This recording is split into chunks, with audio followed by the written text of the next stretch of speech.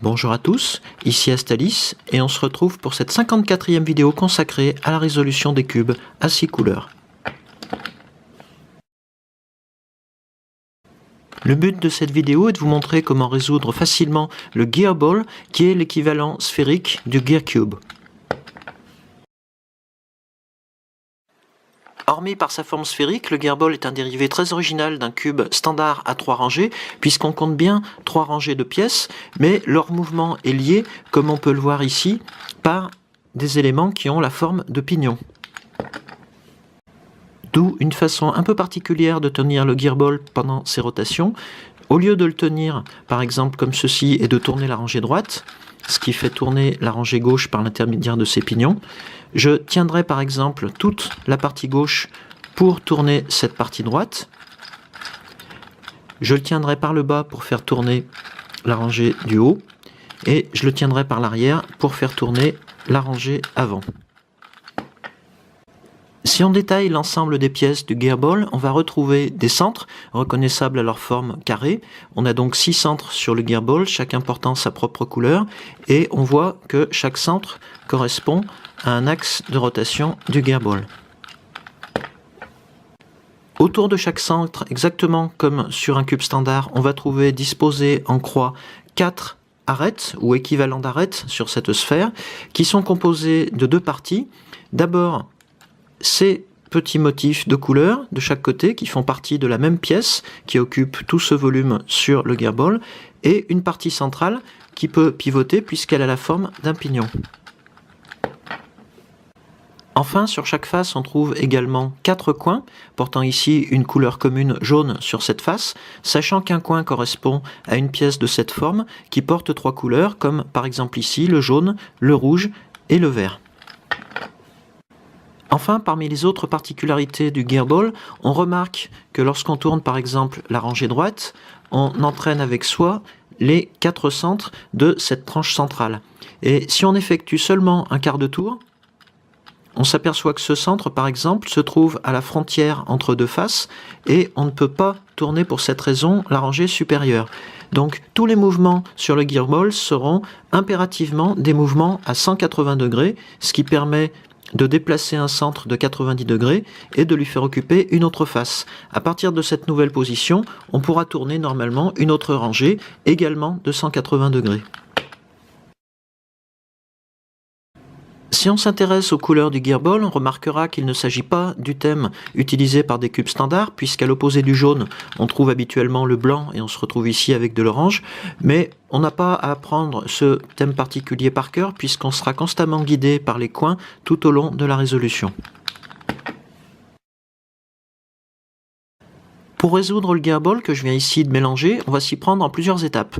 D'abord, on va replacer chacun des coins du casse-tête. Ensuite, on va remettre à leur place les arêtes du Gear Ball avant de les orienter.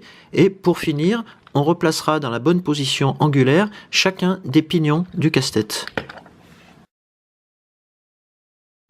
Pour commencer à replacer les coins, on va d'abord choisir une couleur.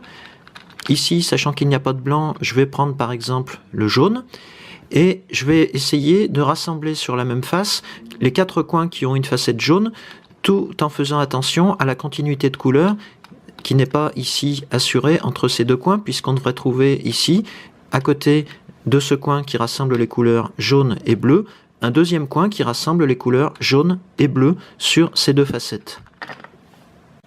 Le coin qui doit normalement occuper cet emplacement se trouve pour l'instant ici sur le casse-tête, donc il me suffit de tourner la rangée droite et j'ai bien obtenu une continuité de couleurs entre ces 2 coins. Je vais devoir maintenant placer les 2 autres coins présentant une facette jaune.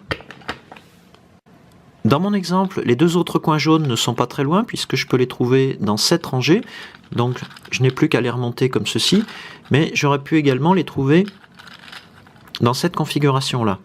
Donc, je les tourne dans cette rangée, je les remonte pour les faire partager la même face que les 2 premiers coins jaunes, et je vérifie que j'ai bien continuité de couleur entre 2 coins consécutifs, ce qui est le cas pour cette face.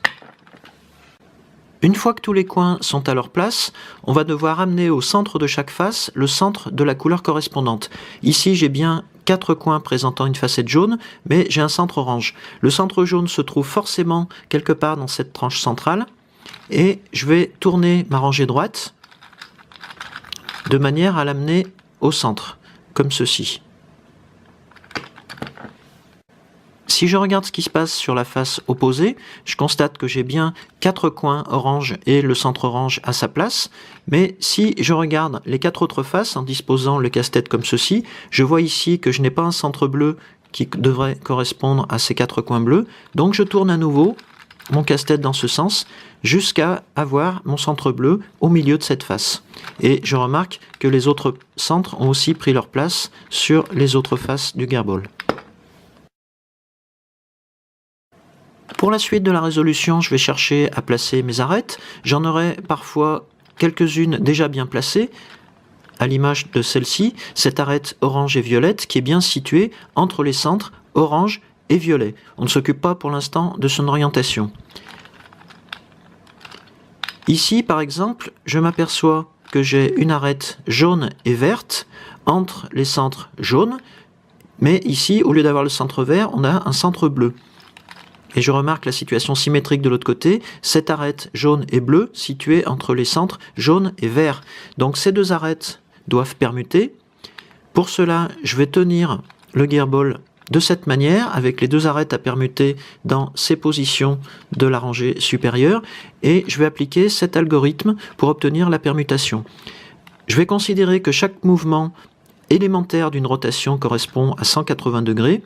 Je vais faire intervenir la rangée droite et la rangée supérieure, et voilà comment on s'y prend. Je vais faire un tour complet du côté droit, et je vais faire un demi-tour vers la gauche pour la rangée supérieure, et je recommence. Un tour complet à droite, et un demi-tour vers la gauche pour la rangée supérieure. De cette manière, je vois que j'ai bien permuté ces arêtes jaunes et vertes et jaune et bleu. Tant qu'on a deux arêtes à permuter sur le casse-tête, on va réutiliser cet algorithme et lorsque toutes les arêtes sont en place, on va considérer leur orientation. Ici, il se trouve que dans mon exemple, l'orientation de toutes les arêtes est correcte, mais on aurait pu tomber sur une autre situation. Par exemple, j'ai ici placé toutes mes arêtes.